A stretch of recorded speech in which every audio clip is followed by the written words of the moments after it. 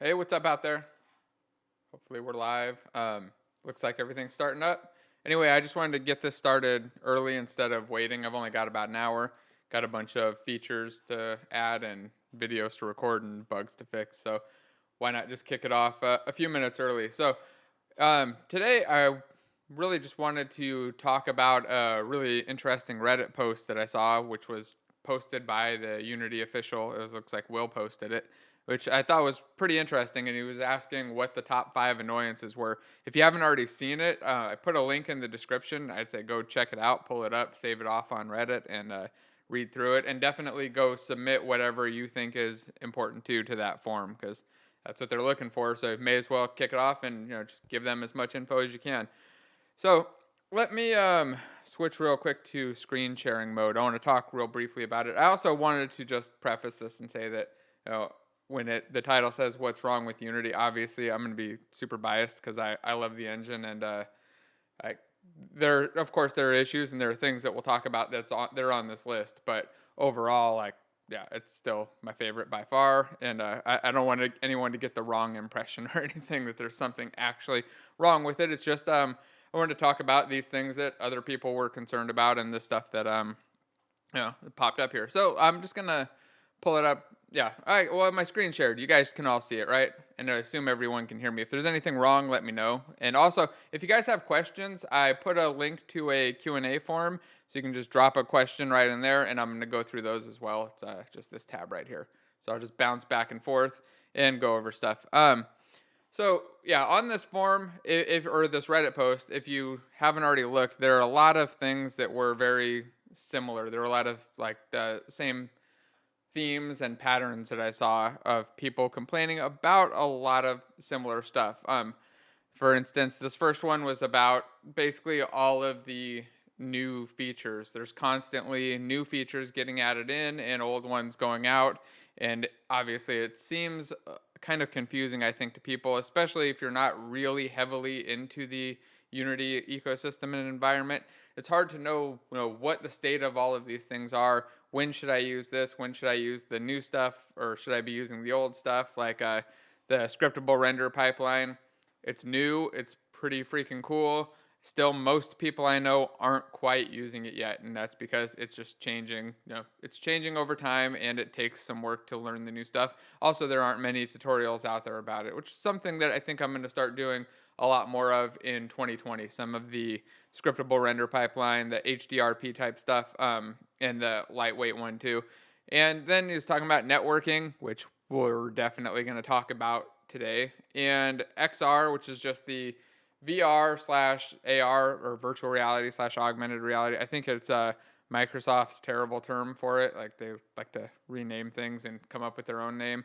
It's just a mix of both of those things, and that's changed dramatically too. But to be honest, the initial versions of the VR stuff really needed work. They weren't very simple to use. They required a lot of code that you had to rewrite over and over. So I'm happy that they're redoing that system.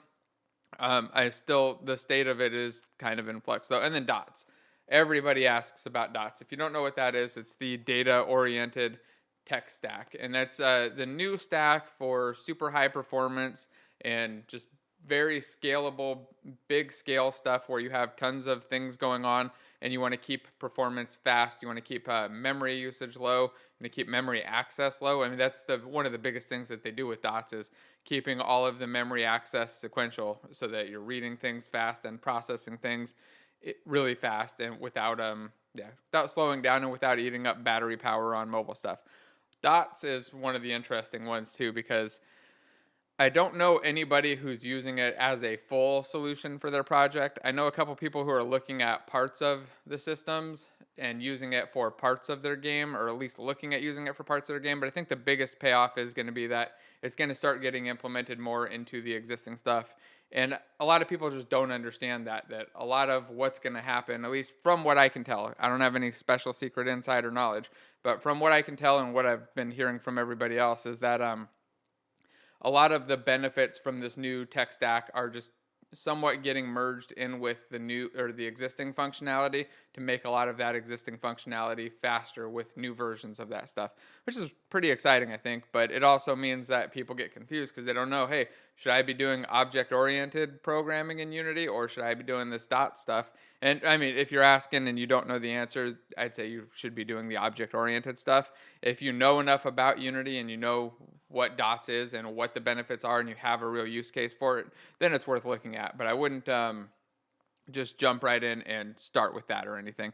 And then there's networking.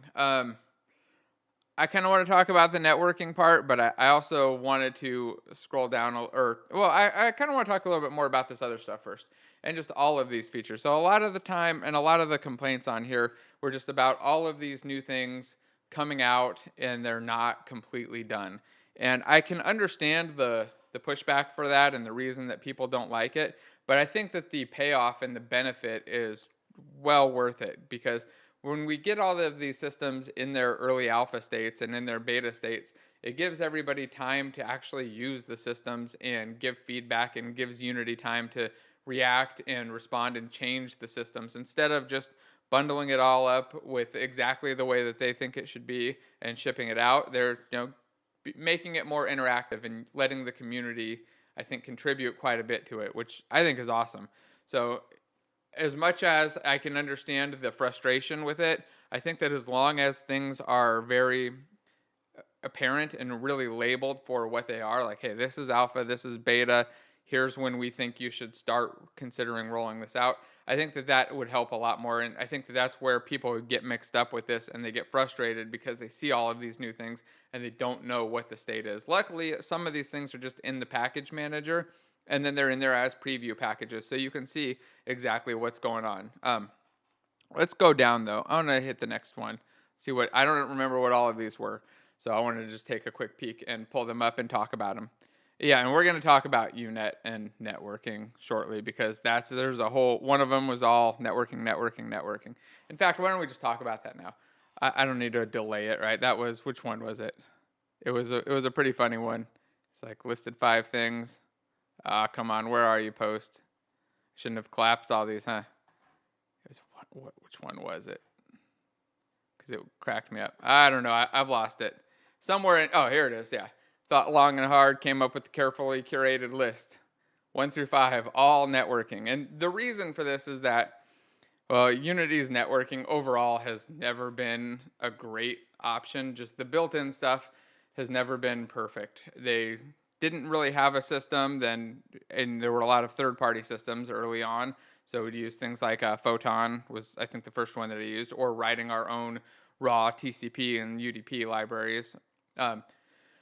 So they eventually replaced it with UNet, which is what people talk about, and mainly I think where the big problem comes from, because UNet was built and it worked. It allowed you to get in and make a simple multiplayer game, but it wasn't easy to use. It wasn't very performant, and it ended up getting deprecated because it had too many, I think, core issues with the way that it was built. And I think they decided, hey, we want to do a new system for this.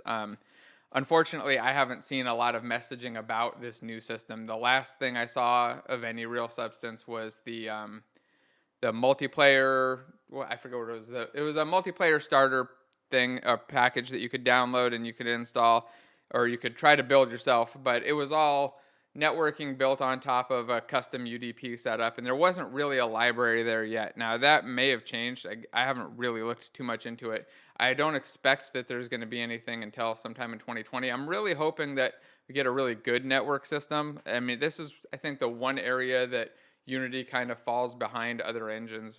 Most of them have really well done network solutions for certain types of games, specifically for first-person shooter types of games. They have good networking systems that just pretty much work out of the box, where Unity's doesn't. And there are some third-party options out there. I don't know if any of them are really perfect either. When we talk about it for MMO development, for example, we're using some custom stuff. Well, we were using Ulink, and now going to this very custom stuff built on top of GNet. And I've had people ask what that is, so let's just pull it up. Just pull up GNet. If you look on the Wikipedia right here, it's just a C library, and then we have stuff built right on top of it. Now, what Unity is going to release for their official stuff, I have no idea. I'm kind of interested to see, but with the past experience with the network libraries and then the new network library that came out, or the new network example that came out, I wasn't super excited. Again, it was relatively low level stuff, and it was a lot of just how to write these systems instead of a pre-built system, which I think if you're interested in writing your own and you really need a high performance system, looking at what they've done is very valuable and it's super useful. But if you're just trying to make a multiplayer game and you don't have a lot of time, energy, or interest in all of the details of how multiplayer networking works, and you just want simple, like, first person shooter networking that works out of the box, that's just not there yet. At least not with the built in stuff, last time I checked. Somebody mentioned SmartFox was good too. Yeah, I have to try that out. There are a lot of network solutions out there. I haven't tried all of them, and I haven't tried most of them recently. Like I said, my buddy Kyle loves networking stuff, and this is kind of the solution that he went with that seems really great. He's explained it in detail, and I think it's an awesome solution, but it's not an easy thing to jump into. So I am excited to see what they do with the new network stack, but that's, I'd say, by far the biggest problem that I've got. Okay, let's see. What else did we have on here? Let's scroll up and just talk a little bit more about some of these things. Also, remember, if you guys have questions, oh, good, they're already popping up. I'll talk about like one or two more of these and jump over to some questions and maybe go back and forth or something. So let's see. This guy was talking about, when you make a code change and Unity freezes to compile when it's reloading. That part is pretty frustrating. I think they've actually got a change or fix for this coming somewhat soon. I know there's a change for asset importing. I don't know if it necessarily addresses the issue here with the compilations though. And it's just like when you save and you bounce back in, Unity is doing a compile in the editor, and it can freeze things up depending on the speed of your system and how big the project is, of course. Again, if you're using Unity though, I'd say you should also always be on a fast solid state drive. I think you should do that no matter what, if you're doing game development or just programming in general. Use a fast SSD, like the number one most important thing that you can do. It'll speed things up dramatically. I use the 970 Evo, and it's definitely the drive I would recommend. The NVMe one, not the SATA one. Make sure, I've ordered the wrong one before. Sucks because it's like a fifth the speed. So make sure you get the NVMe one if you can and your motherboard supports it. Otherwise, just use some solid state drive. It'll help a little bit with this kind of an issue. But again, I think that the new systems in 2020 may address that a little bit. But it's hasn't been a big problem for me, again, just because the drives are so fast. And then, custom inspectors seem needlessly convoluted to make even a basic one. That I think I have to agree. Like, it's not the easiest solution to make a custom inspector. You have to go in there and write weird code that goes in for the editor, and then it's certainly not a very simple or clear system. They have a new system in development for it. I haven't used it. Last time I saw it was about a year ago, and it didn't look much simpler. So I'm hoping that the new version, when it comes out, is easier to use and just kind of handles everything. Okay, somebody's saying UNet's not only deprecated, it's removed. Yeah, I know they've left it in for a while, but I don't know when they pulled it out completely. I haven't actually tried it in 19.3. It may already be gone. I'm sure it's going to be gone in 19 or 20. They eventually, I think initially we're going to remove it from 19.1, but then it came back in because there was a lot of outcry because you remove the only networking stack and nobody can upgrade. It kind of sucks, right? So let's see, what other stuff was he talking about in here? Being able to manually reorder, create assets. There's some just little things here. And the asset store. Oh, wow, yes. The asset store UI has, I'll totally admit, I can't stand the built-in one. I never have been able to, mostly just because I think it's trying to do stuff with the web page and the web interface, and it was always just really clunky compared to just using a Chrome browser. So I just pop over to Chrome, find the thing that I want, and then load it up in Unity. One nice thing though in there, if you haven't seen it before, is if you're searching in your project view, do I have a project I can share open? No, these are all. other things. But if you have one open, you can search in the project view and actually click the asset store tab, and it's a nice way to find little placeholder stuff. It's not a great way to find like the specific thing that you want, but say you're searching for a hammer, you can type in hammer there, hit asset store, and you'll see exactly what's available. You can see the model and just import it directly there, which is nice. But the built-in one is kind of a pain. Not a fan of it. And the new one, it was terrible at first. It actually seems like it's gotten quite a bit better. So I don't want to complain too much about it. I like that they're really improving it. The old version was really frustrating. The new version was even worse. And then I think the new version has gotten dramatically better. So it's still not perfect, but it's not, I should say, it's not as good as using a Chrome browser, but it's definitely better than it used to be now. It didn't used to be. It used to be really bad, and yeah. Everyone who's used it kind of should know. The other issue I always had with it was when you had a lot of assets, going to the My Assets page was totally useless. It would be like, you got a couple hundred things there, and it would take a minute to load, and then you couldn't search and filter, and you'd be scrolling through. It was a nightmare. Luckily, I think that's gotten a little bit better, and they removed a lot of the junk assets. So they used to give away a lot of free stuff, or I remember I had lots of things that were just a single animation as an asset. It drove me nuts because I'd be scrolling through there and there was no way to get rid of them. Luckily, they kind of cleared all those out, and it hasn't been nearly as bad. And then it's a lot of the same stuff, right? It's people complaining about features coming out a little bit too early. And again, I think that while it can be frustrating to see features that are in beta and not realize that they're in beta and start to use them and find all these issues, I prefer it over a long iteration cycle where we're waiting like a year for a thing, and then that thing's not perfect, and then we have to wait for another year for them to do another update, and then it's not perfect, and just continues on with that same cycle. I mean, that's been pretty much the cycle I've seen from a lot of, I wouldn't say necessarily other game companies, but just general software companies. They release things, and then you got to wait a long time for an update, and it's terrible. I really like the fast iteration that Unity has. Even though I know people kind of complain about it, I think that the benefits far outweigh the negatives there. What else we got here? Shader stuff, and this is again very similar. It's a lot of it is just related to the new stuff that's not quite ready yet. Although I gotta admit, like, I'd like to see more information and more posts about a lot of these things.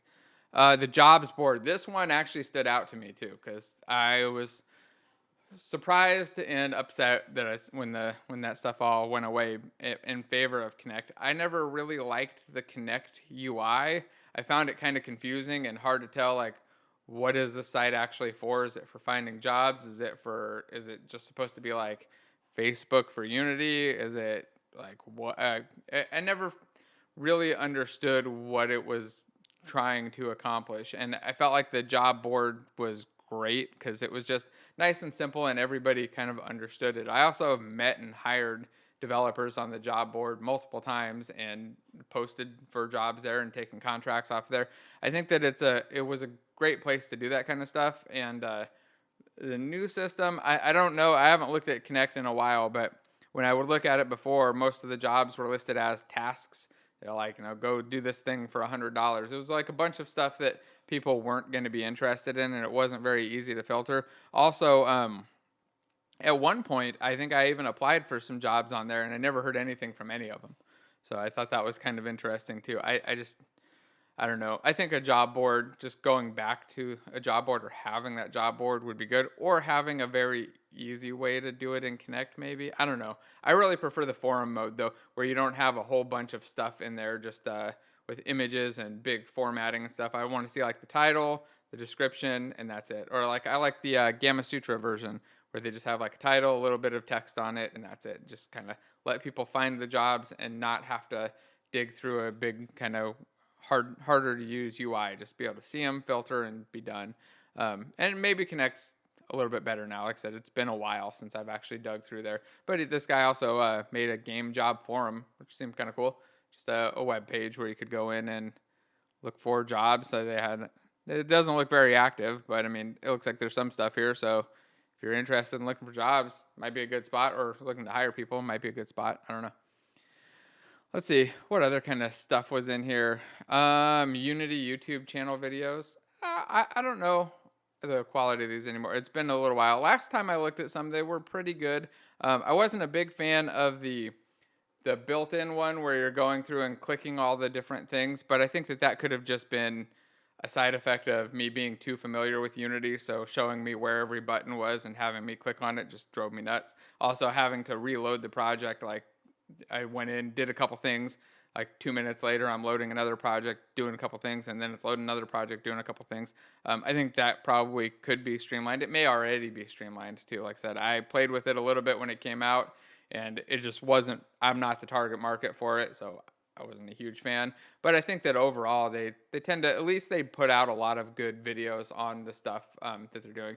Now the coding standards and the things aren't generally the best, but I think that that's mostly because they're trying to target it for very new developers. And if you focus on, hey, these things should be private, and this, use serialized field here, don't make these things public, or name these things a specific way, you're getting past the core stuff, and you're kind of obfuscating the very important stuff of, let's make it work first, right? And I think that a lot of the videos on there are aimed very much at, let's get you in, let's make it work, let's get you motivated so you can actually build something and then go from there.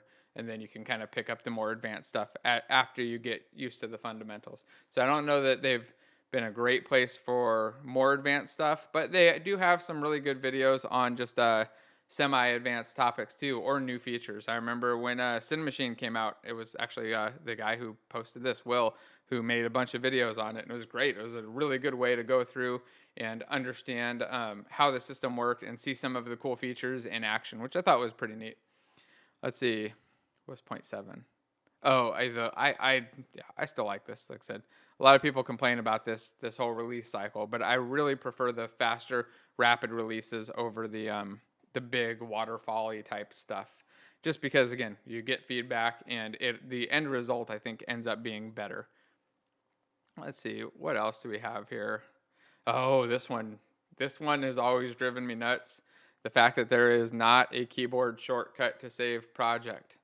Oh man, it's super frustrating. Luckily, now when you save a prefab in the edit mode, it seems like it just saves the file too, so you don't have to worry about it as much. It's not like you go in, modify your prefab, something crashes or you forget to save or whatever, and you lose your change. At least now you go into prefab edit mode, you hit save, and it saves it off. But yeah, I really wish there was just a freaking hotkey for saving a project. Like make it Control Shift S or Control Alt S or something. And I think there's actually an extension that would do that. So I guess that shows how little of an issue it's actually been for me, because I vaguely remember there being a way to do it, and I didn't even remember what it is. Let's see. I'm going to jump over to... Oh, well, no, I'm going to talk about this real quick. No dark mode option for everyone. I find this one pretty interesting, because I'm not a huge fan of dark mode. I know a lot of people really love it. A lot of the stuff I've been doing lately is in a beta, so it's automatically in dark mode. So I guess you could always just use a beta, and then I think somebody's got like a little hack down there. But I think I don't know. Dark mode's an interesting one, right? I'd like it for the new versions if they just make like multiple skin options. It'd be kind of interesting to see how that works out. You could do different modes, like not just light and dark, but like the blues and the more modern ones, to just kind of retheme and reskin it, and then just make dark mode free. That would be cool, because I know a lot of people really like it. But yeah, for me, it's just, when I'm in dark mode, I usually like my office super brightly lit, so it kind of contrasts too much with the screen and with my eyes. So I like to be relatively light, but when I'm doing stuff like this and it's kind of dark in the background, then dark mode doesn't bother me as much. But like I said, I think it's still a cool thing. Let me jump over to these questions real quick, though, because I want to talk about them and then maybe go back. I know people had some questions, and like I said, I only have about an hour, so I don't want to ignore the questions and forget it. The first one, okay, post-processing stack is slower than version 1 on mobile, yet it replaced version 1, is now part of URP. How did Unity and Unity community allow that performance segregation? That's not something I know about personally. I've been avoiding mobile, I'd say, for the last, year and a half, 2 years, so it hasn't really been an issue. That does seem a little frustrating. I wonder how much worse it is. I have to check that out, though. If anybody knows how much worse it is, I'd be kind of curious to know. Oh, and a question about when to use IEnumerable over concrete implementations like arrays or lists. Um, that's a good question. I would say most of the time I don't use IEnumerable unless it's some sort of a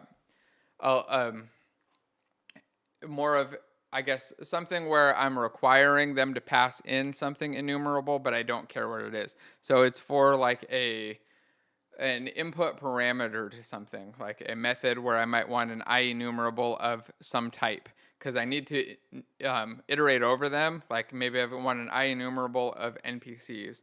I don't care if it's a list, I don't care if it's an array or whatever else.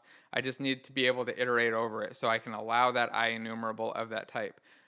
Again, it's relatively rare that I actually use these in actual game development. It's more something that I use in library code where it's something that's going to be reused.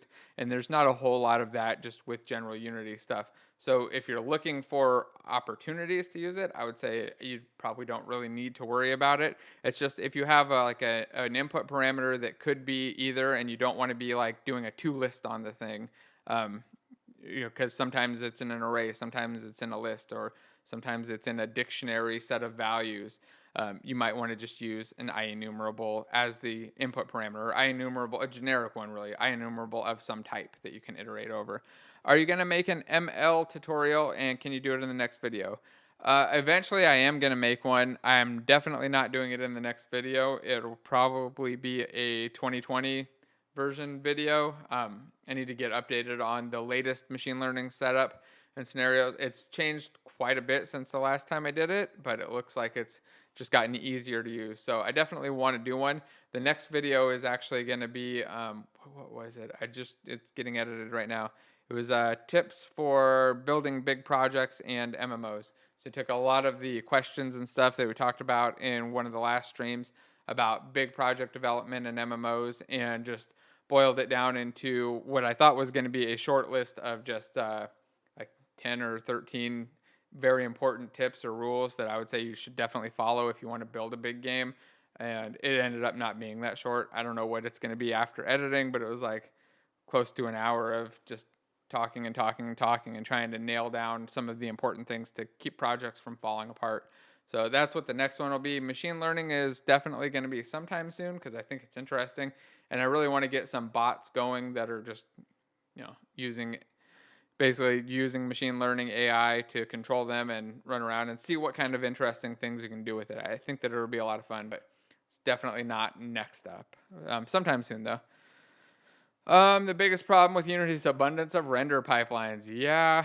I think that I'm very curious to see how it ends up too. If it's going to be four for a long time, if it's going to go down to just 2 or 3, or what's going to happen. I wouldn't be surprised if there's just like a universal and a lightweight or something, and then everything else kind of dies off eventually. But the biggest problem is that transition stage where everybody's got all of these things that work for the standard pipeline, and then they want to jump over to the new stuff, and they've got to do a whole bunch of rework. They got to rework the assets, the shaders, and everything else. And it's very hard because all of the stuff that you find on the asset store is set up for the standard, and all of the tutorials you find, or at least most of them, are set up for standard. And that's why I think that still most people I know, unless they're doing a brand new project, they're just sticking with standard. So some people are making new ones and they're going for the new thing right away, but all of the projects that I know of that were already existing just have stuck with standard. But I can imagine if you're just getting into Unity, it's got to be super confusing. Like, what the hell do I pick? Why do these not work? Why does this tutorial not work at all?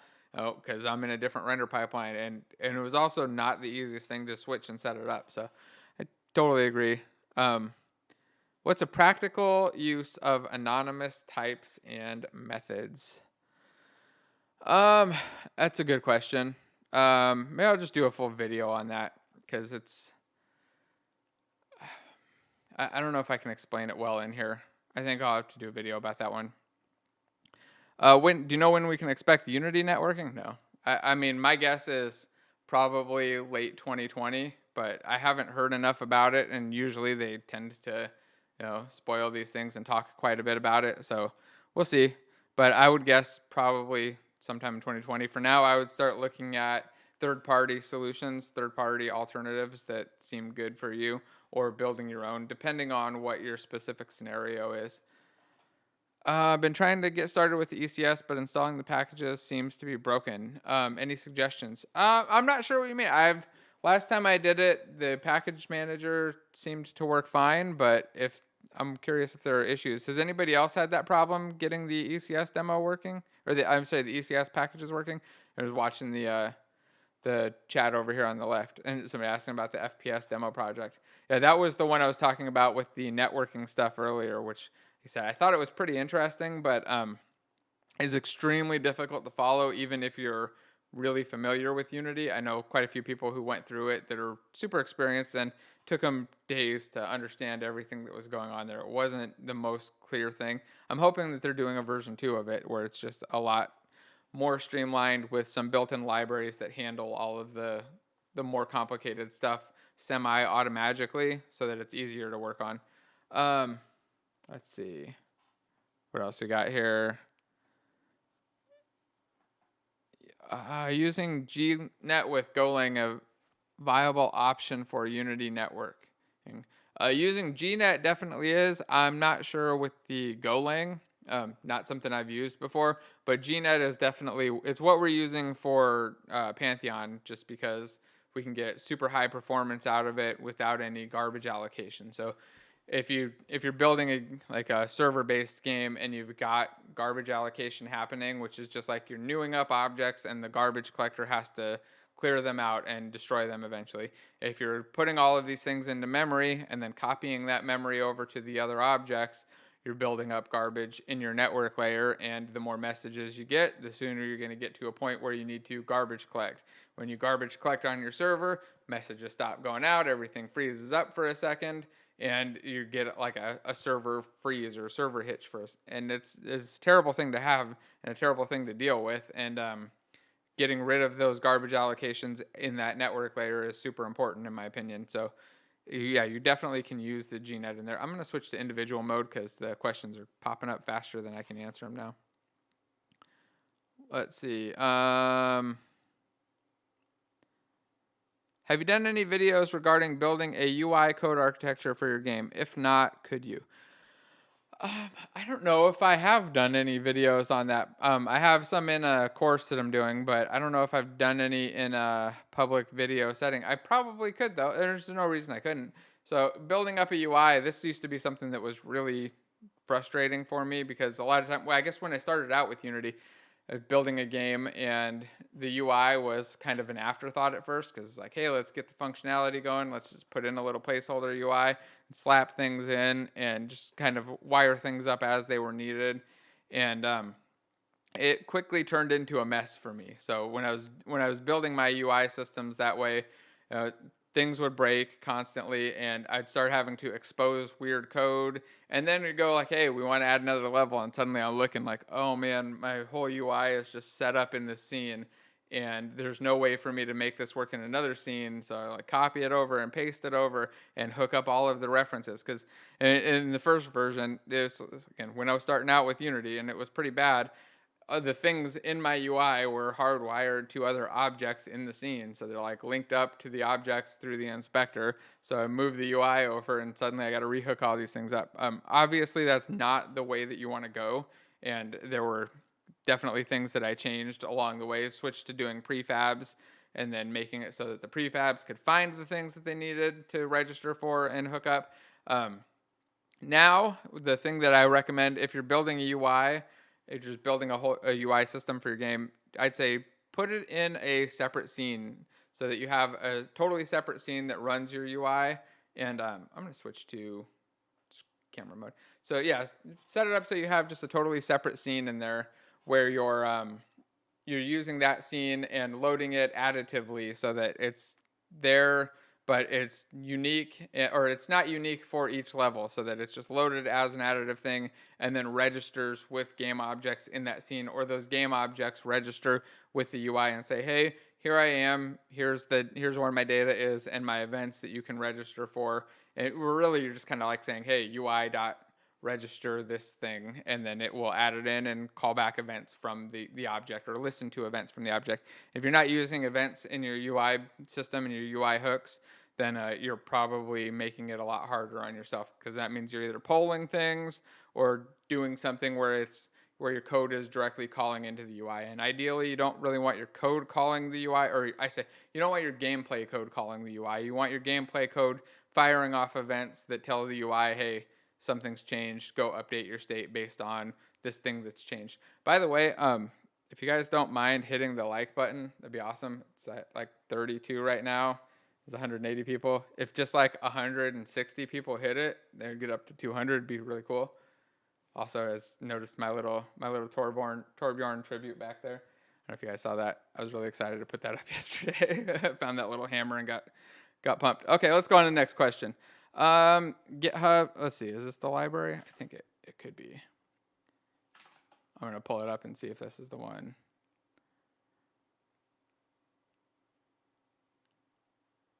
No, this is not it.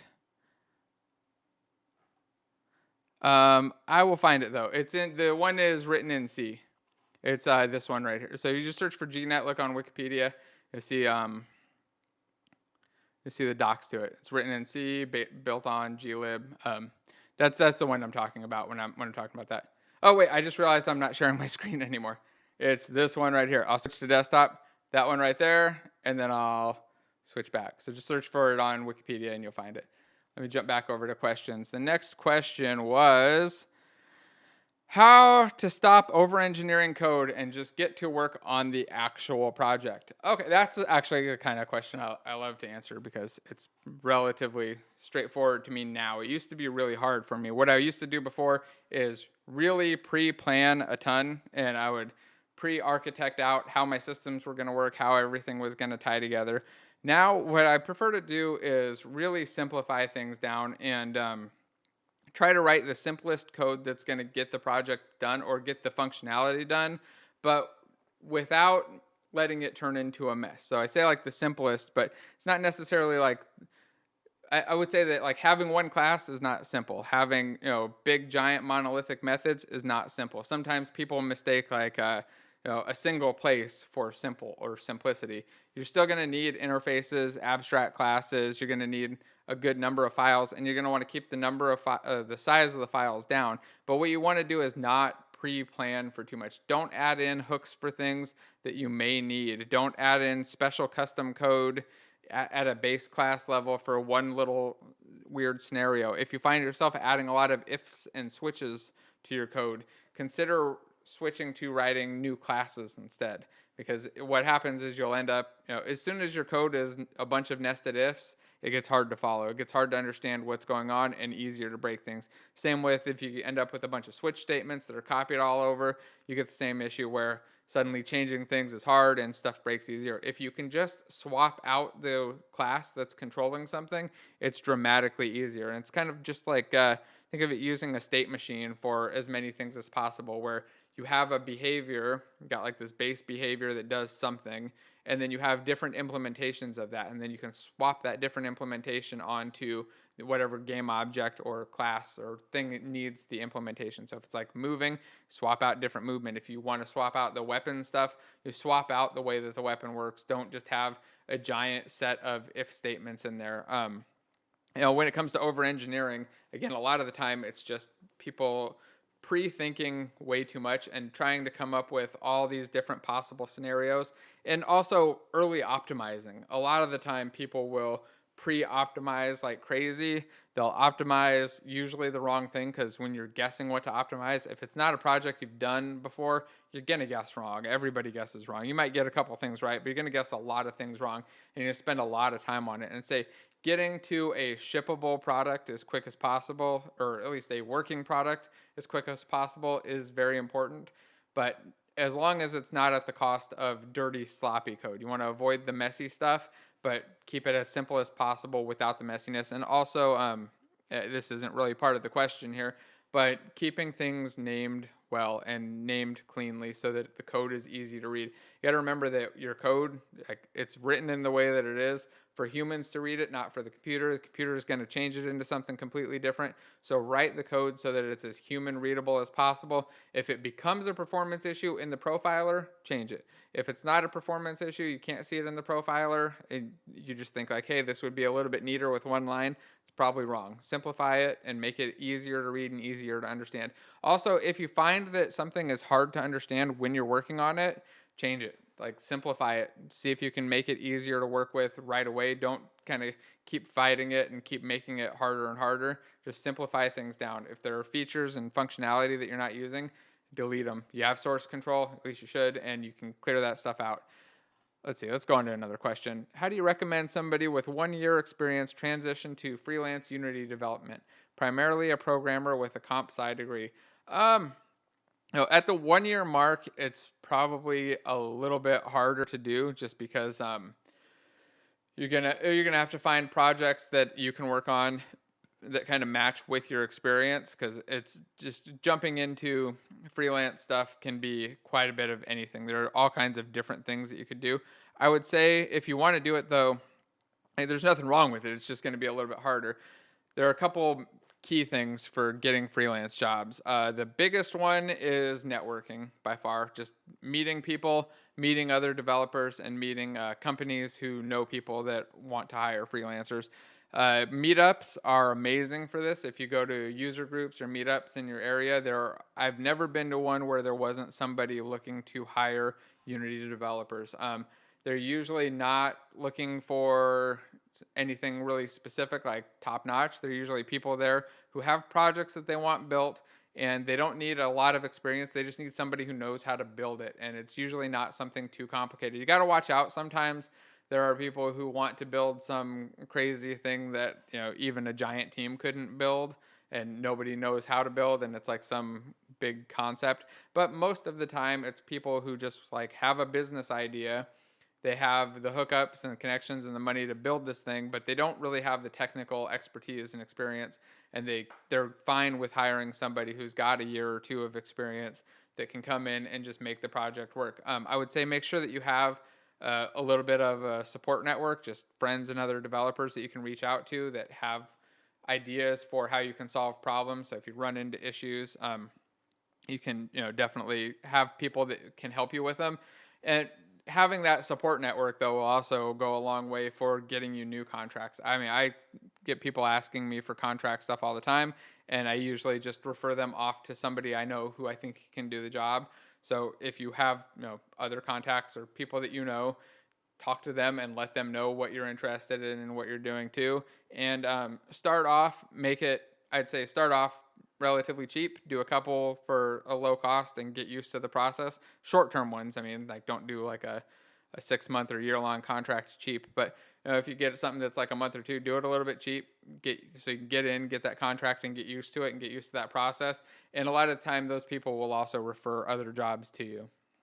Again, referrals are by far the best way to get freelance type stuff. There's also, by the way, a lot of non-game freelance work out there. So if you're looking at just general apps, there are a lot of those out there where there are companies that want to put together a little simple interactive display, and they're hiring for it, and they'll pay a decent amount of money for it, and they're just not too complicated. I think that you can even look for government contracts, at least in the US, that get posted online for these kinds of things, and you can go apply for those as well.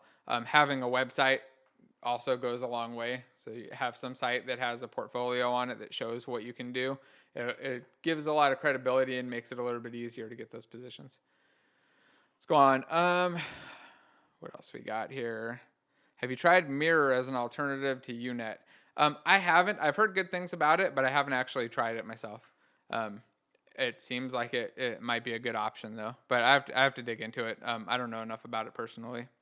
And I maybe I'll do a video on that, try it out and see what it's like, and do a video on how to get started with it and what that experience is like. Why not use C# sockets? Is it not fast enough? I'm talking about the GNet comment earlier. I think it's primarily performance. It's performance and memory management. It's a little bit easier and faster with the GNet stuff.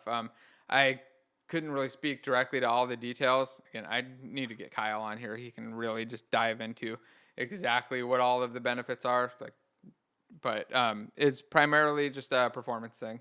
The built-in C# socket layer isn't really built for gaming. It's generally built for Windows apps. I mean, I've used it dozens of times for things. I've tried using it for game development, just using the UDP libraries, but getting the memory copied over was, I think, the biggest problem that I had. I was ending up allocating a ton of garbage as a message came in and read it and then have to transfer it over. And the stuff with GNet is just worked better. But again, I need to get Kyle in here to really dive into that. From your perspective, which one's better for the long run, the default way of scripting in Unity or ECS? Depends on what you mean by the long run. If you mean like in the next couple years, I would say definitely default scripting. Maybe in the future, ECS becomes more popular and the more common way to develop things. I think the biggest reason that the default scripting system exists and really object-oriented coding exists is so that it's easier to understand as developers, and it's easier to figure out how an object ties together and really relate these things to real-world objects.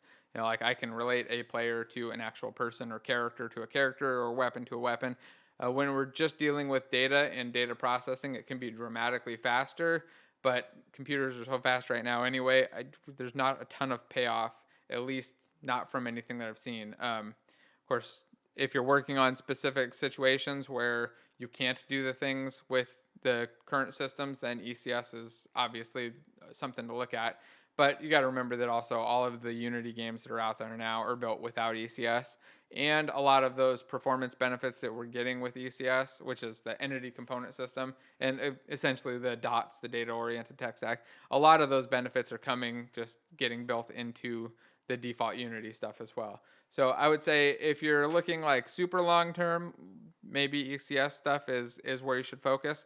But if you're looking at building games right now and you want to build, you're building just a normal game, most of the development is still done with the standard stuff, and it probably will be for many years to come. And the ECS and DOT systems are still changing quite a bit, and I expect that they'll change dramatically over the next year. But probably by next year, though, not next year, but 2021, I think that I'll be pretty heavily into ECS and DOTS and going through it and figuring out where it all ties in. But I really want to wait until it's like a final solid release that I can work with. Let's go on to the next thing. We cover a tutorial on how to handle UI properly in Unity, something like game settings with scriptable objects. Yeah, that's something I could definitely do. Again, this is the second question about UI stuff, so I think I'll just do a couple videos on UI development and hooking in UI systems and make some public ones for those too. Like I said, I got some in the course, but not really anything public, and I think that's a part that's lacking on my YouTube channel. So yeah, I'll definitely do that. In fact, I should write a note. Let me write it right now on my notebook. UI videos. Maybe next, I think I got one more idea that I wanted to record first, but then I'll maybe do some UI videos where we can do game settings and a couple other things and show how to hook things together and tie it together without making it into a mess and how to use those events. Is data-oriented design a good match for machine learning architecture? Probably. I don't know if it's specifically just because I haven't used the machine learning stuff recently, but I would be surprised if that wasn't a pretty good fit. But I got to dive into machine learning. That's on my list on my short to medium list of things to hit soon. Somebody's asking about Git and Git Kraken. I use SourceTree now. I tried Git Kraken for a while. I don't know if you guys are talking to me or somebody else, but yeah, that was an interesting one because I still use SourceTree for Git stuff just because I find it easier to use. And I don't know, I tried Tower and Git Kraken and a couple others, and I ended up just going back to SourceTree every time. It's kind of weird, but I know it's like the simplest, easiest to use one, but it seems to handle everything that I need. I think other people are just kind of having chats too.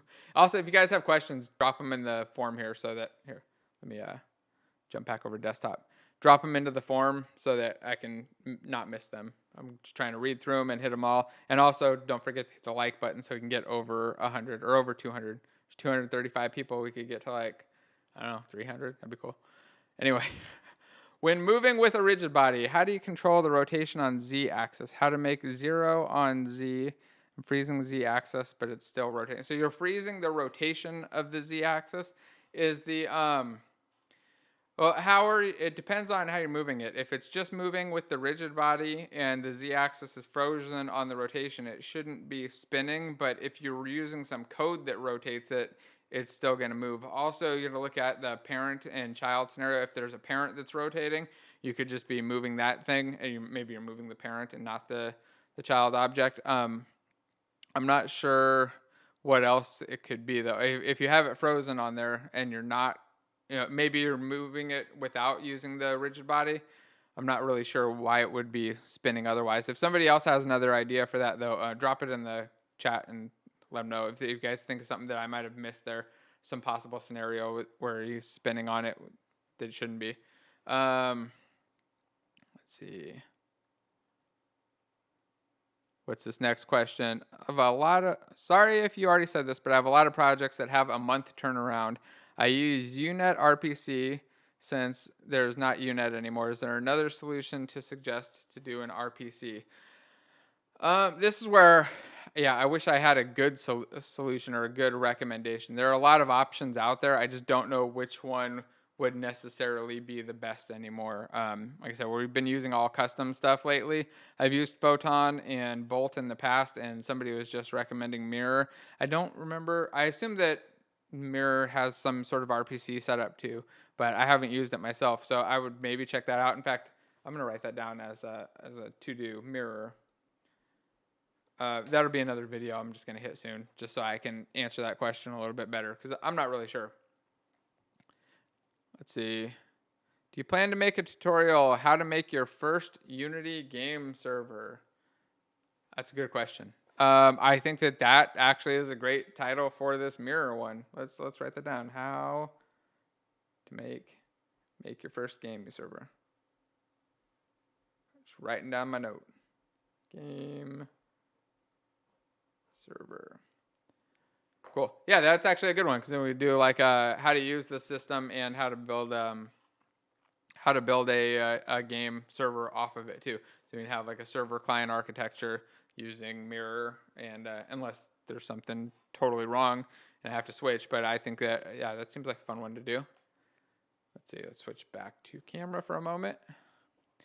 Okay, I've been working with Unity for a while and always find resistance from the client side to do work with Unity. Do you think the new features would help people see Unity and what's able to achieve outside the box? Yeah, I've seen the same problem. Actually, got to talk to people about this next week too, because a lot of people still have this impression that Unity is not a AAA engine, or that you can't build AAA things, or that there's some reason that you should be using a different engine. This may have been the case, 10 years ago, but the biggest problem is that, well, and this is definitely a mistake on Unity's part. When they did the licensing model and the splash screen stuff, they made you pay to remove the Made with Unity logo, which meant that all of the free stuff that wasn't going to make any money, that was made by, a high school kid, like still learning how to do things, or somebody who's just kind of screwing around, trying to figure something out, all of those have Made with Unity pop up. So people get a bad impression of Made with Unity because they see these little tiny things. And all of the good games, the big stuff, the AAA type things that are being built with it, don't have that splash screen because they pay for the pro license to get rid of it. And that's something just worth noting to people when you're talking about it, and just explain that that's part of the reason that Unity has the reputation that it doesn't deserve. Because as far as it goes for like building games or just as a game engine, there's really not anything I can think of that you can do in another engine that you can't do in Unity. Even the ray tracing stuff's even in there now. Like there's no downside to using Unity, and there's no reason not to use it. I'd say when you're working with clients, the biggest thing that you can sell them on, though, is that not only are there no real downsides, but your iteration time and your costs are going to be dramatically lower. You can generally build things quite a bit faster with Unity, at least in my experience. It's maybe different now. There may be some engines out there that you can build faster. But in my experience, building with Unity is the fastest. It's the easiest to get a game out there or an interactive type solution out there. And yeah, I'd say there's no downside, and you probably just want to force that and focus on that. Let them know that you're saving money and you're getting everything, and you can find developers for it. Right? It's way easier to find Unity developers because it's been free and available for so long. So you don't need to search and scour the internet trying to find somebody who knows some new language or some new engine or who's really good at C++ and happens to want to come work on your thing. So yeah, there. Like I said, I think that's all I got to say on it. Do you think Unity should eventually get? Yeah, that's too funny. Let me switch back to desktop. Do you think Unity should get rid of the splash screen made with Unity to deal with the blowback? Yeah, I think that. Well, I think that what they should do is not make that a requirement for the free version, and they may have already done that. I know that there are people who agree that work there. I would assume that a lot of people agree. So I'd say definitely just removing that would be a good idea, and even making it so you had to pay to put that in there might be good. Now there were probably some benefits too, though. If we're being honest, like it has the downside of making people think, hey, Unity is not so great because I played these little games with it. But it also, I think, spread a lot of awareness about the engine because people saw it everywhere and people were like, hey, what's Unity? Let me go check that out. So having it out there, while it may have had a little bit of a bad image creation, it might have also been really good at just getting the word out there that the engine existed and that you could get in there and start learning it. And that's probably why they have so many developers, or one of the many reasons that they have so many developers working with the engine. Let's see. Let's go on to the next one. Is there a way to run Unity like headless browser, just replicate code on both ways? Yes. There's actually, I think it's -- headless as a command line parameter. Something like I forget the actual one, the command line parameter. It might be is that one? But there's a command line parameter that you can use to launch it headless, and that's what we do for game server code in general. So you just run it as a headless one, and then it doesn't render graphics. It's nice and fast. It speeds things up, and it's how we run our Linux servers. So yeah, there definitely is. Just search for Unity headless, and you'll see it. If it's not headless, it's something else like no display or something. It's been a while since I had to write it. Usually it's in a script that just launches up the server. If somebody remembers what it is, feel free to just type it in chat too. How do you approach teaching beginners to avoid Unity bad practices approach? Teach them the first part. So teach them how to do it. And then while you're doing, I wouldn't say like going into too much good practice stuff, but get them used to the fundamentals and sticking with some of the solid principles, like especially the single responsibility principle. Get them used to making small scripts that are small components and building up a component-based setup so that they're not just thinking of like, hey, I need to write this one big giant script. They're thinking in these smaller chunks of code, and then start mentioning some of the better practices of keeping things private and encapsulated and some of the benefits there and some of the other solid principles as you go along. I would say don't try to hammer those things in too much at the beginning. Show them how to make things work with the simplest code and how to get things kind of going, and then show them how to clean things up along the way. But also just don't show big giant stuff. If you're teaching them, don't give them big giant classes that, I have this player class that's doing 13 things. I say, hey, here's a player, this does this, and then here's the other part that's a totally separate component, and we just add that on, and it does its own thing. Worry, I'd say, a lot less about performance when you're teaching beginners. Like, don't think so much about performance because they're not going to build anything that's going to beat up or bog down a system unless they're writing a big bug. So worry about modularity and component-based stuff more than anything else when you're teaching beginners, because it's a lot easier to understand, like, hey, I have this jump script, and when I hit space, it adds force to the rigid body and makes it go up. It's way easier for a person to comprehend that than I have this giant player update method that reads a whole ton of input and then does stuff based on that input. So having a single, smaller scripts can go a long way when you're starting out, especially for beginners. And then you can also just avoid having dirty, messy code, and you don't have to have really complicated code either, because you can just make different components. What's the best way to implement save/load games? I usually would write this stuff off in a JSON format and then write that out into player prefs so that it's stored based on whatever system it's going into. You could also write it out to a file, but I generally don't have too much data to save and load. So I'll just JSON serialize a settings or save data object or save game object, and then write that out as a, like I said, with player pref. So you use the JSON.NET serializer and just serialize it out. You do like a what is it? It's like I think it's .serialize that you call on it. So you do JSON.NET and give it the class serialize, and it'll write it out to text, and that's the JSON, which is JavaScript object notation. It's the squiggly brace stuff that you see everywhere. So you just, JSON utility. It's built in. Somebody just mentioned it. Thank you. It's actually built into Unity now. And I think that there used to be some issues with the built-in one. I think that they've actually addressed them, though. There were some things that it wouldn't serialize, and I think that that's already fixed now. It's been a little while since I needed to write a serializer. But yeah, just do that, write it out, and load it back in. Depending on your game, though, you might just be able to do player prefs, load and read and write, too. If you only have a tiny amount of data, you might not even need the complication. Like, if you just need to mark what levels are unlocked, you could just do a key value lookup there and just say, hey, this one's unlocked, this one's not. And for that, you do like playerprefs.set and playerprefs.get. So that's, again, for a simple one. For bigger stuff, though, go to like a JSON serializing a big save data object. All right. I'll read one more question. While I read this, it's a kind of a longer one, so everybody hit like again, and I want to see it get up to 200. I only got like 10 minutes left, so I want to see if I can get that high, and it just makes me smile.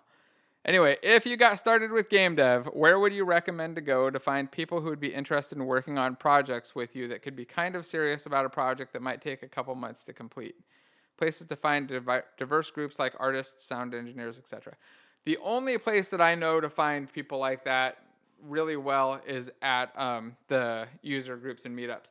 Now, if you want to find people who want to work a lot on a project that's kind of longer term, and I assume for free, I look at the ones that are at or around colleges too. So especially if you happen to be around that age and fit in there, you can find user groups that are hosted at colleges and find people there where they're all interested in building things and they want to put something together.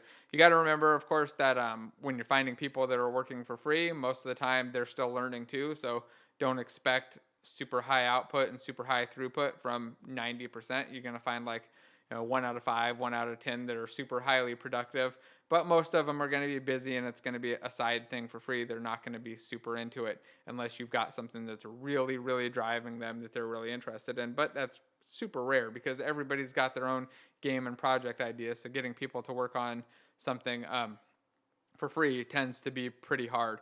Now, another place can just be at work. If you're working in the game industry and you're working with other people, a lot of the time people have ideas for building side projects. I've done that with tons of friends from work before. We've come together and built little projects together, built little mini games or somewhat bigger games. I still have a concept for one that we never got to build. What is it, right up here? Pull this thing off the wall. This was one that I'll show it real quick. That was cool. My buddy James came up with that we were going to build, and then he had a stroke, which sucked. It was going to be a cool little ice skating / like kind of think of like a Mario sports type thing. It was cool, but it's sad. One day maybe we'll actually complete it without him. Miss the guy. Anyway, yeah, I would say look at meetups, though. They're a good place for that, too. And also consider joining somebody else's. You got to remember, I know you want to join one. There are probably lots of other people who have project ideas that they're working on, and you may be able to just volunteer and join in there. And it's a good way to get experience, especially if they've got something going on there. They have some actual traction with their project.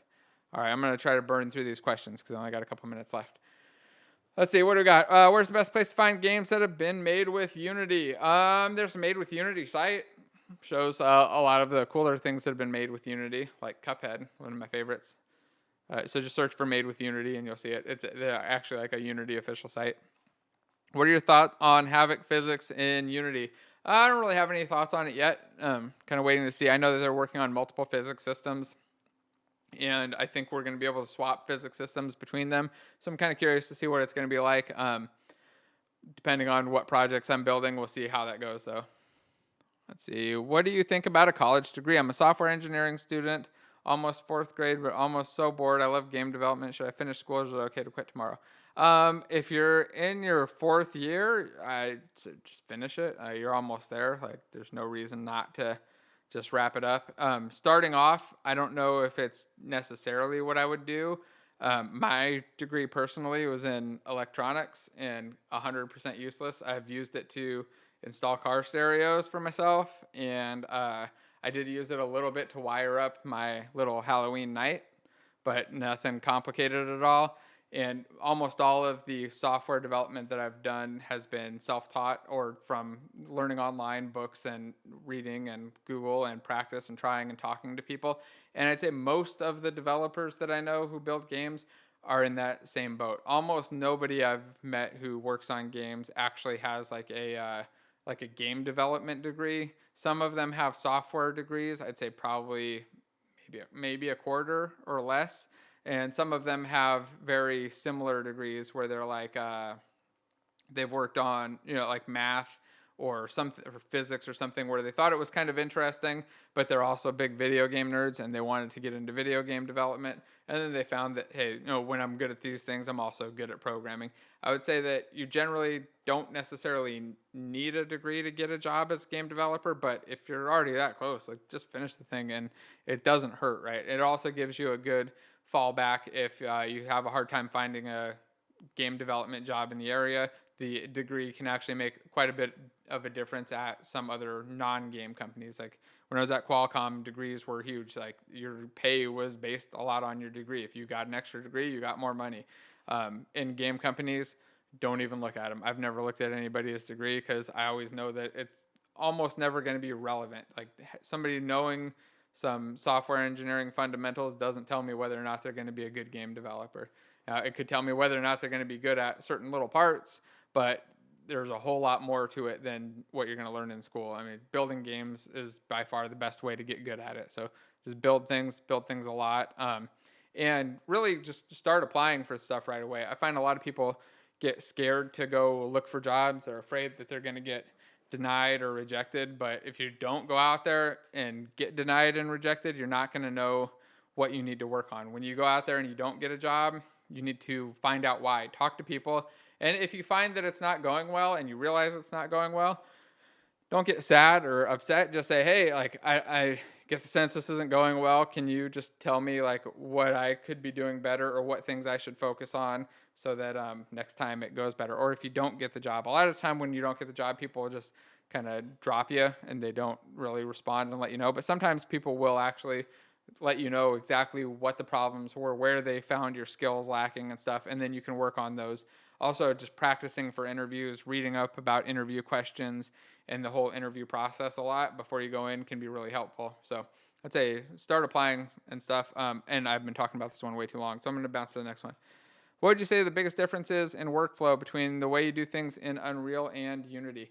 I don't know if I can answer that anymore because when I used Unreal, it was quite a bit different, and I haven't really used Unreal 4 outside of just playing around a little bit. So I'm not really sure. Before, it was very, very different. Now, I don't know. Sorry. What's your stance on current options for network engines? This is one we talked about a little bit earlier. GNet is what we're using right now, and I'm going to do some research into some of the existing solutions that are out there. There are quite a few that I haven't used lately. I've used Photon, I've used Bolt. I liked them both. They worked okay. The licensing models were the only issue that I ran into, just cost-wise. I want to try out this mirror one. I've got a note to do a video on it, so I'll let you know once that's done. How would you move 100 enemy sprites differently at the same time? If it's only 100 sprites, I'd just have them.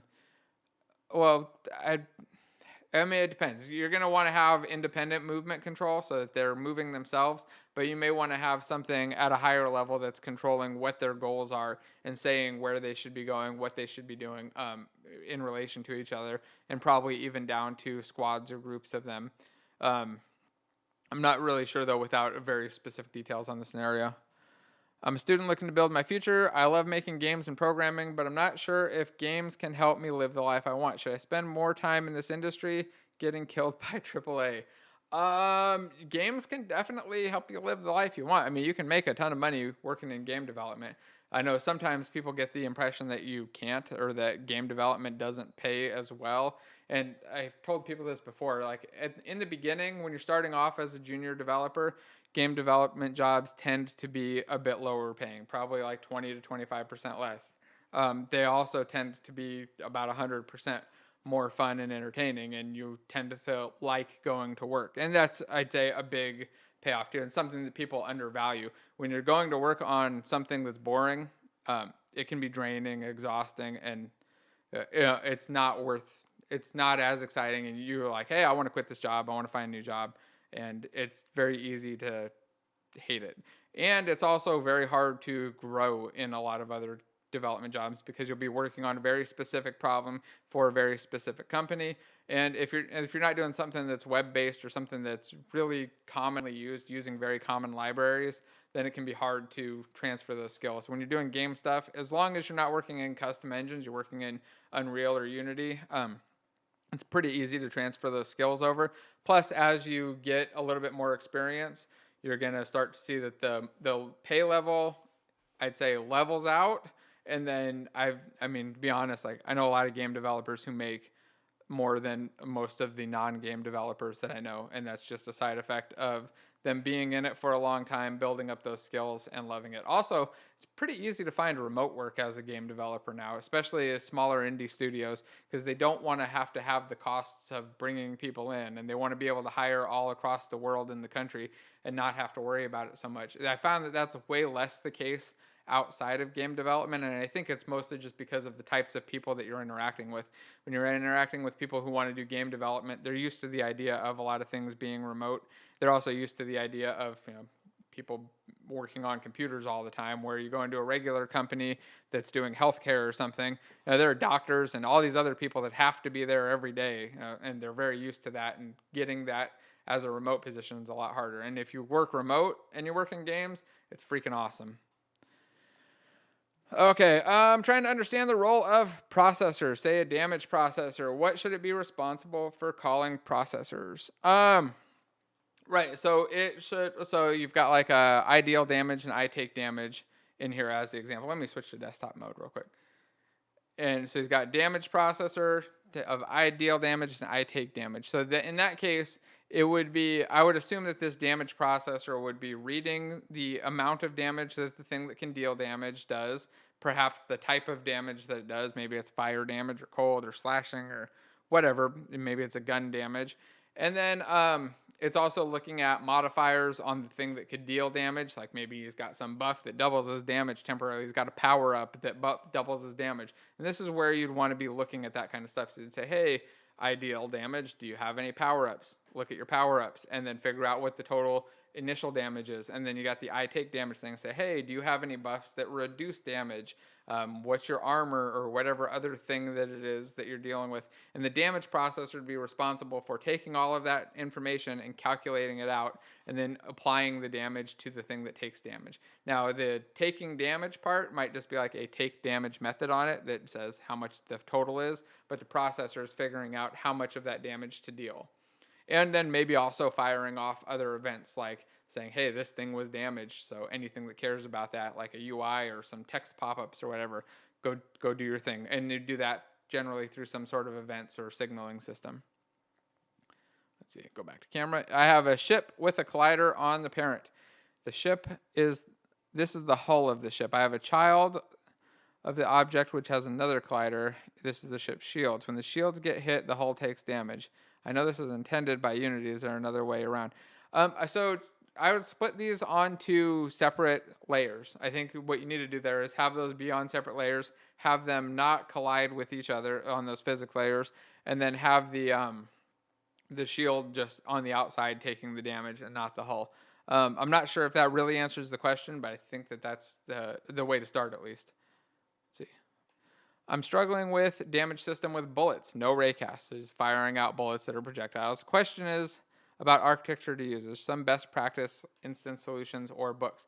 So usually with bullets, you're still going to want to be doing some raycasts, and that's just because moving the game objects so fast is not going to work as well, just physics-wise. You want to be doing raycasts. Even if you're moving the object, you might want to be doing a raycast from the previous position to the current position constantly to find the things that it's hitting. Um, of course, a lot of the time, yeah, you just want to do. Yeah, I think you probably should be doing raycasts, especially if you're firing off a ton of them, and then perhaps using particles to render the bullets. Or you could have a pooled set of bullets that are flying out. It just depends on how many things you're firing off to. But you're still probably going to want to be using raycasts in addition to moving a game object if that's what you're doing. Any suggestions on services for simple connected experiences like cross-platform leaderboards? I don't know if I have any. So cross-platform leaderboards, I've done them before. It's been a long time. Usually what I end up doing, or what it ended up doing before, was doing separate leaderboards for like iOS and Android, assuming you're talking about mobile, and just using the built-in stuff for it. I don't know what a good option is now for it, though. It's been way too long since I needed to do that. How to make a dynamic render system for a 2D game in Unity so that only the sprites in the camera range get rendered. I don't know how to answer that one. Sorry. Should I spend time learning VR or continue learning general game development? That depends dramatically. If you have VR job opportunities, do the VR stuff.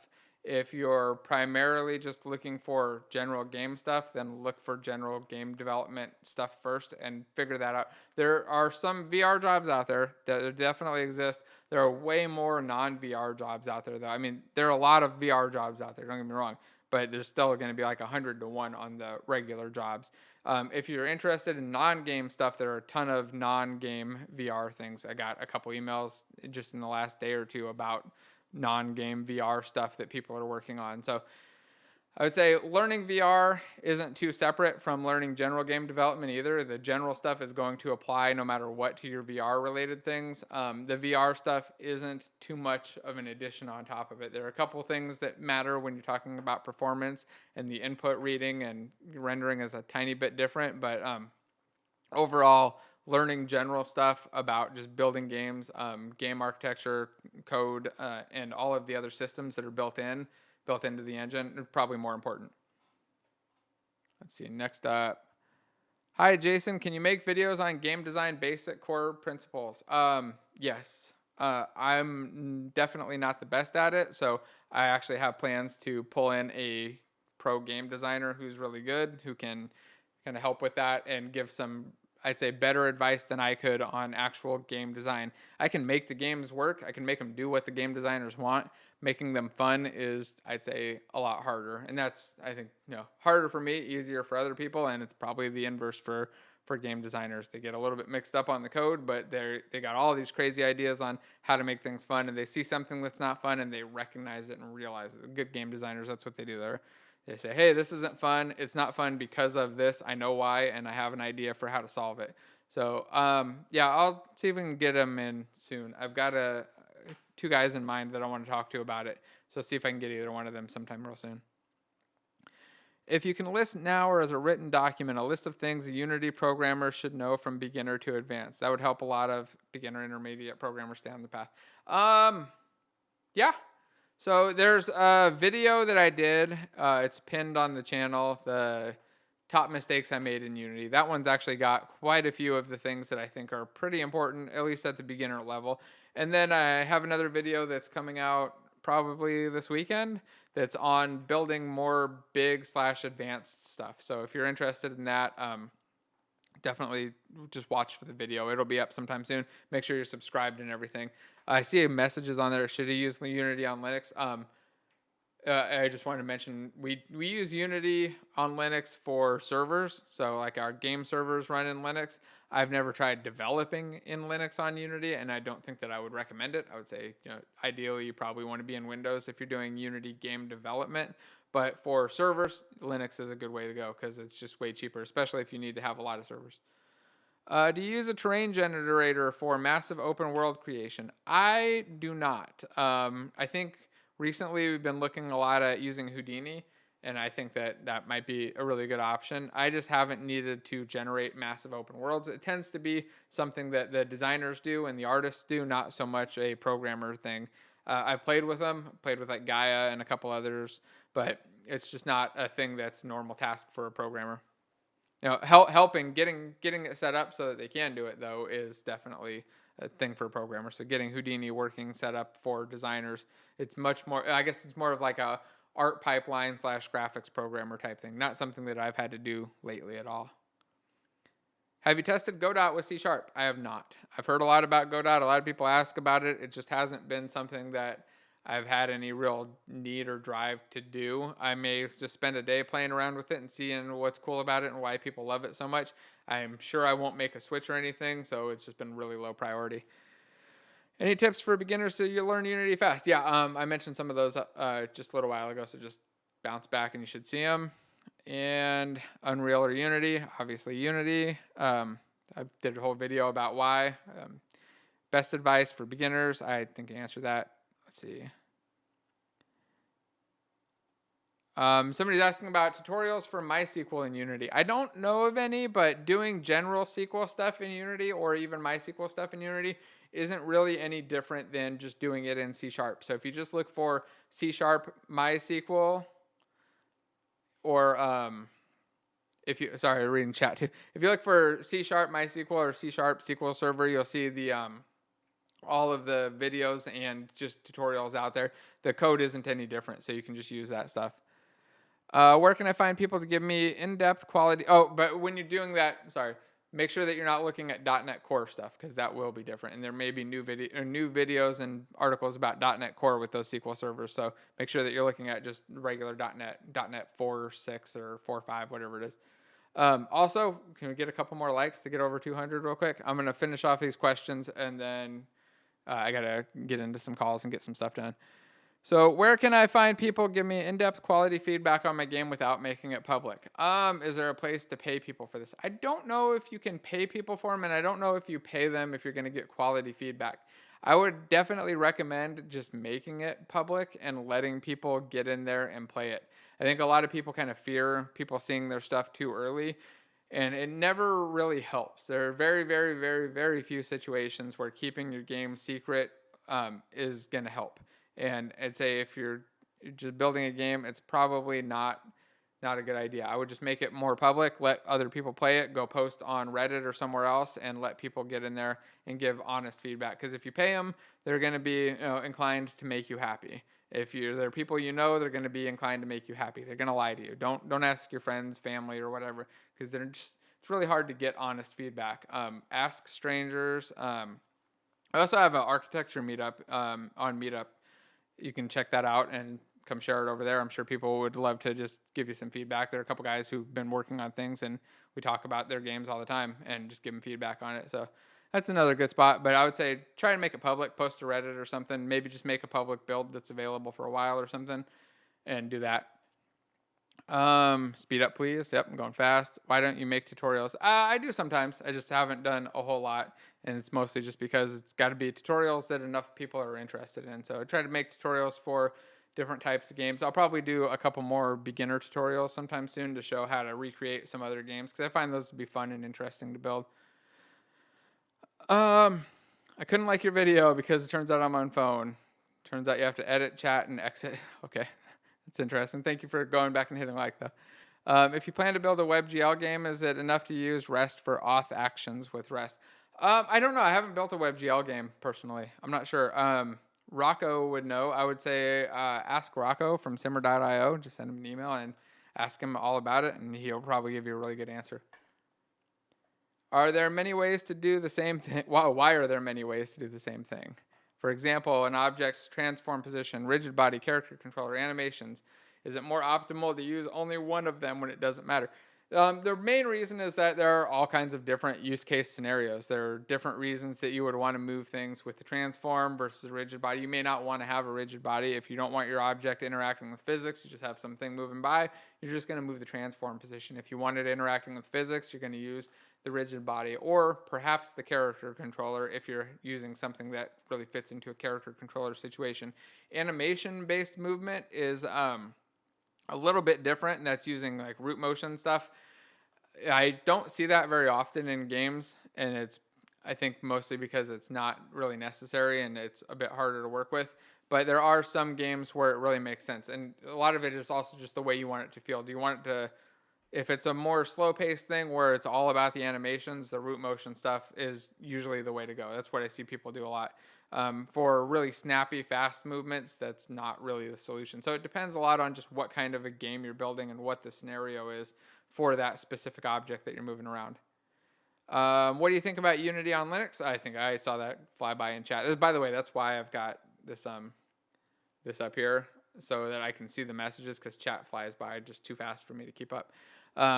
Unity on Linux, like I said, use it just for servers. So we host servers on Linux in Unity, or Unity built servers on Linux. It's a little bit of extra work to get it working right, and you need to understand Linux a bit, but it's a little bit cheaper if you're going to big scale. I wouldn't worry about it early on unless you've got a game where you're going to be spinning up a ton of servers. What's your opinion on considering everything as a buff in an MMORPG architecture? Basically, considering a buff anything that affects stats. For example, damage is a buff, equipped items are a passive buff, healing is a buff. I don't think I would go that far. So I wouldn't make damage into a buff necessarily. I would say damage is something that should integrate with a separate system that controls your stats. Buffs should be able to control and interact with things, but they shouldn't necessarily, like, it shouldn't be controlling the actual stats itself. Like, you shouldn't be looking at all of your buffs to figure out what your stats are. You should have some other stats-based system that's controlling those stats, and then the buffs are modifying those stats, based on what's going on with the buff. Same with equipped items and stuff. I don't think I would allow for equipped items to have passive buffs, so that you equip an item and a buff applies and that does something and does a lot of the more complicated stuff. Like, I wouldn't put effects onto items where it's like, hey, when you have this item on, it does this thing. Like, it could give stats, but that's about it. I'd give them stats and procs and buffs, but that's all. But yeah, damage as a buff and healing as a buff doesn't make a lot of sense to me, and I think it probably overcomplicates things a little bit and makes it a little bit too confusing. So I'd say split them out, have separate systems for stats, items, and buffs. And I mean, really, health can be a stat, right? It's just health is basically a pool of health. You have 0 to whatever your max is, and then that max can change, and you have things that can modify that pool value or the pool max. And then you can use that same system for mana, whatever other things. All of your stats or all of your pools can be related or have similar systems that can all interact the same. All of your stats can just be read by other systems like buffs and damage applicators or damage processors. Yeah, hopefully that answered it. How do you tackle a 2.5D game camera hiding close-up objects like a tree that hides the player? How do you identify the tree being too close and hide it from the player? So a couple of things you could do. You could just raycast directly into it and find it. But another option would be just using, if you happen to be using Cinemachine that's got a built-in, I forget what the thing is. There's a little add-on button that you press and it adds, and it'll automatically detect the close objects. I think I did a little third-person shooter example, and it shows how to use that little component in there if you happen to be using Cinemachine, because then it'll just pull it in automatically and you don't even have to write the code. I'm a beginner with Unity. Now that Unreal has Megascans for free, I feel like I should move to it. What are your thoughts? And do you think Unity will have an answer to Megascans? I mean, are you going to use Megascans? Is that if it's a big part of your game and it's something that you definitely need for your game, maybe. But I don't think that it's a reason to switch engines. It's there's a lot to engine selection. What free things come with it, and generally I'd say even the costs are probably at the low level of the stuff that I care about. And I'd look at what's best for building the type of game that you want to build. So if you're not sure, I did a video about why I switched to Unity, but I also talk a bit about some of the things that Unreal was better at and still better at, like built-in networking systems right now. So I'd say don't make your solution or your decision based on what they've done recently for free. Just look more at what makes sense for the type of game that you actually want to build. Have you used DoTween much? Coming from GSAP and web, I love it, but it doesn't feel like perfect code-based animation system yet. Or .tween, I think it's DoTween. Yeah, I've used it quite a bit. I don't use it as often anymore just because I don't end up doing a lot of UI animation or a lot of little animation like that anymore. But when I do need to do that, it's great for it. It simplifies things. It's, of course, not the most performant. It's not the best code, but it works really easy and it makes it fast and easy to do those things. I would say definitely use it unless you have a specific problem stopping you from using it. But yeah, I use it. I know a lot of people who really love it too. For a beginner, which platform should be the target of my game? Depends a lot on the game. I'd start with just Windows or PC or just desktop. Otherwise, you end up having to deal with all of the different issues for specific platforms, and those can be a little bit frustrating and a little bit not fun. So I'd say work on desktop first. That's what I would recommend. And then you can probably just do a deployment out to WebGL or mobile if you haven't complicated your game too much. But I wouldn't necessarily focus on those first unless you want to just build a simple mobile game. Building a very simple like Android game is not hard at all. It may be a good spot, but I wouldn't do it for the first thing. Would you say it's better to make multiplayer game to use ready frameworks like Photon Mirror or backend work like Node.js? If it's real-time multiplayer, use one of the systems. You want to be using UDP ideally. If you really have a specific use for writing your own stuff too, you could maybe write a custom server backend. I wouldn't necessarily do that unless you really need it, or you're doing something that's maybe turn-based where you're just sending back REST requests instead.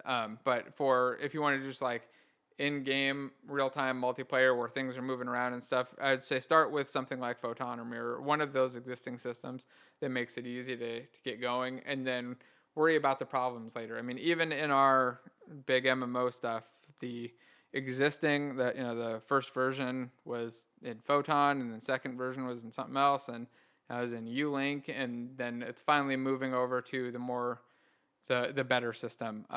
And really it's about getting it working first, getting it out there and actually building a game, and then worrying about optimizing along the way. As long as you keep your stuff clean, it's not too difficult to actually swap these things out and just do big refactors that rename and clean things up.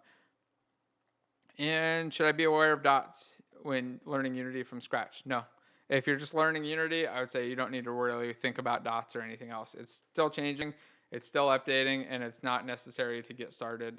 It's something you only need for very specific use cases right now, and by the time you use it, it will probably be dramatically different.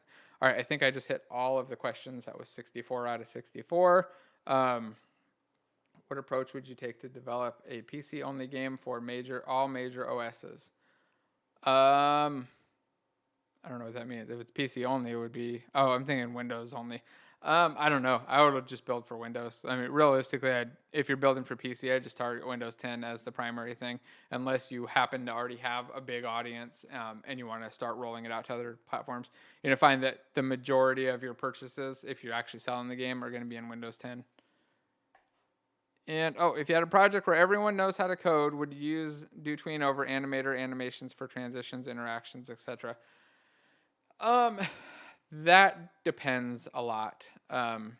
If you can use animators and animations and it makes sense and it's not necessarily UI code, I would probably use the animations and stuff instead. But if it's UI related stuff, the DoTween works fine too. Or something like a Doozy UI that does a lot of that kind of built in for you, simplifies some of the tweening. All right, I'm getting really thirsty, so I'm going to hit these last two questions and then call it good. By the way, everybody hit like and share one more time. Sorry, I keep asking. Just like see the numbers go up, then more people end up watching the stuff, and then we get more people in the next one and more questions. What's your approach to making animated ragdoll character that reacts to raycast like zombies in Left 4 Dead? Oh, okay. So there's actually a ragdoll generator you can use in the editor. You can generate a ragdoll for your characters, and then it'll give you colliders on everything. And what you do is just hook up a single script so that when those body parts get hit, when they take a collision, you can apply force right there and have them kind of bounce back and take a hit. And that's it. So you just do the raycast through, check that collision, and then apply force at that point, and you can make them kind of bounce back. It's actually not too hard. I think I might have done a video on that, on how to do the ragdolls. You have to check on the channel. I'm not sure if I did that or if I just did it in a live stream once. Any pointers on procedural animation systems? None that I could give right now. There's lots of stuff to talk about there, but I'm running out of breath. And what applications can I use to do 3D modeling? Most people I know use Blender or Maya. I don't know. I'm a terrible modeler though, so I just have artists do it for me most of the time, and I'll occasionally hop into Blender and fix a pivot or make a small change to something. But I'm terrible at 3D art, so it's definitely not something I would recommend a specific one. Anyway, I just want to say thanks again, everybody, for coming out. This was a lot of fun. I'm going to keep doing these randomly. And like I said, there's a video coming out sometime this weekend on just game architecture, or not game architecture. It was on building more advanced games and some of the really important rules for that I found super important to make things actually work and not run into problems, especially when working with teams. And also a bit on MMO development. So like the second half of it was just me talking a lot about MMO development. And also, hey, if you guys were talking in chat and asking questions, sorry, I did not see them. I've been reading them all off the form that's linked in the description. And the next one, just hop in and put them into the form there. It's just way easier. Let me show you real quick what it looks like. If somebody thought I was ignoring them, definitely not. It goes so fast I can't see it. So I just been going through these questions here. So that's the easiest way for me to do it so I don't miss people's questions. Anyway, thanks again, everybody, for coming out. I really do appreciate it. If you guys have other questions or things, just I'll be doing another stream soon, or shoot me an email. I try to reply to them all. I think I've got like a dozen or so that I'm backlogged on right now. So send me an email or drop it in here, and I'll try to answer as quick as I can just to help out. And I think that's it. All right, thanks again, everybody. Don't forget to hit like and share the stuff and all that, and subscribe, whatever. All right, thanks.